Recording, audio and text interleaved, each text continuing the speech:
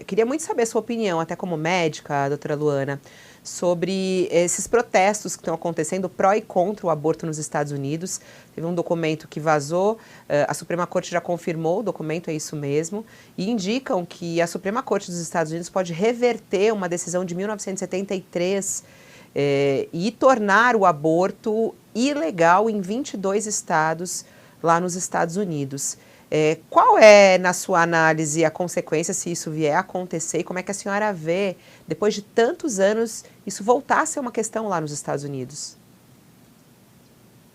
Esse é um tema que ele é tão cercado de tabus que impede uma discussão madura sobre a questão. E eu acho que ela precisa acontecer em todos os lugares, né? Seja nos Estados Unidos, que teoricamente tinha um ambiente um pouco mais propenso a isso, seja no Brasil, em que a gente praticamente não fala sobre o assunto, mas a maturidade está em compreender que não falar sobre o assunto não significa que ele não exista, que ele não seja um enorme problema de saúde pública. E um outro fator é que a gente precisa começar a considerar que o aborto não é uma questão de decisão voluntária, aleatória na vida.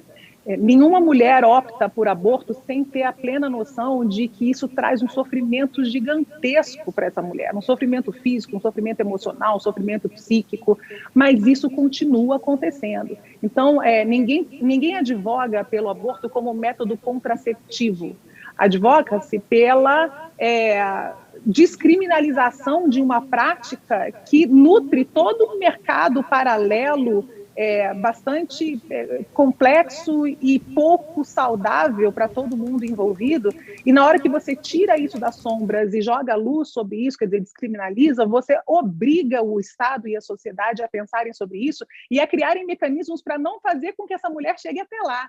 Então, que você precisa investir mais em educação sexual, em educação reprodutiva, em direitos femininos, em situação onde você poder oferecer isso para todo mundo de maneira não sectária, quer dizer, o mais igualitária possível, esse acesso a essa educação sexual. Então, é preciso se conversar sobre isso. Essa decisão americana era uma decisão extremamente complicada, porque o sistema americano ele é bastante descentralizado, então decisões em saúde pública, elas são bastante dependentes do entendimento em cada estado. E muitos desses estados têm cláusulas gatilho que dizem a hora que a Suprema Corte Americana disser isso é ilegal, imediatamente se torna ilegal nesses estados que você comentou. E esses estados são estados normalmente extremamente conservadores e misóginos. Então, é preciso que a gente converse sobre isso. De novo, não é aborto como um método contraceptivo de forma alguma. Quem fala isso é gente que não tem contato com mulheres que passaram por essa experiência. Essa experiência é uma experiência traumática, difícil, sofrida, que ninguém escolheria passar por isso inúmeras vezes como um método contraceptivo habitual, mas ele precisa ser discutido porque ele continua acontecendo. Milhares de mulheres morrem todos os anos por conta disso e há um enorme mercado que se alimenta financeiramente dessa história.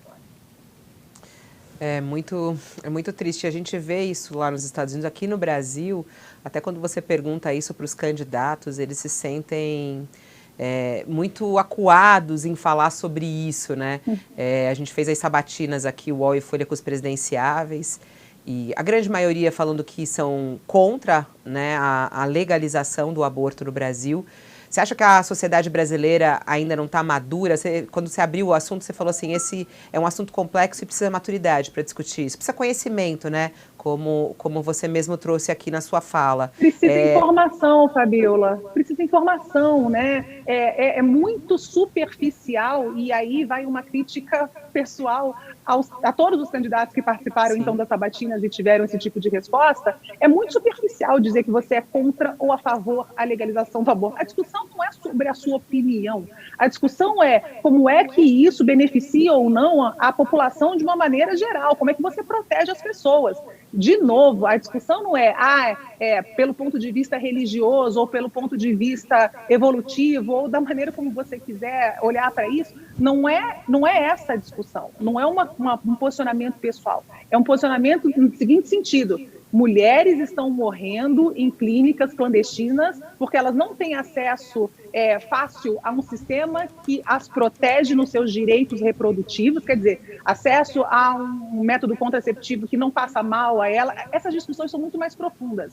Então, elas chegam até esse ponto e, normalmente, as estatísticas mostram que as mulheres que recorrem a essa medida extrema são mulheres de classes socioeconômicas mais desfavorecidas, com mais de um filho, que criam a sua família sozinha, num momento econômico que está todo mundo sofrendo.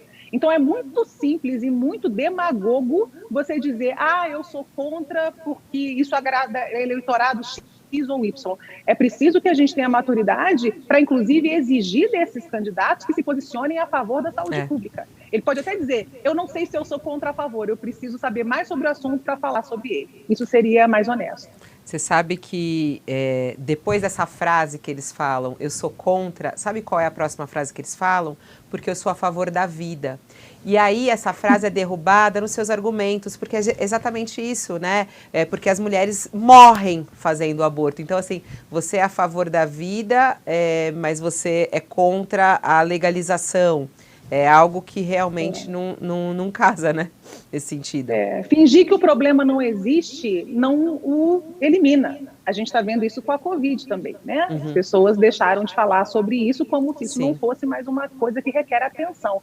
E tantas outras coisas que acontecem no nosso dia a dia que passam por isso. Mas eu reitero aqui que questões femininas são normalmente retiradas de um contexto de análise crítica, porque essa condução normalmente é feita por homens. E aí eu não quero trazer uma questão de gênero aqui de uma maneira explícita, mas esse é o fato, essa é a vida real. É muito fácil você discutir com quem não tem a oportunidade de passar por isso.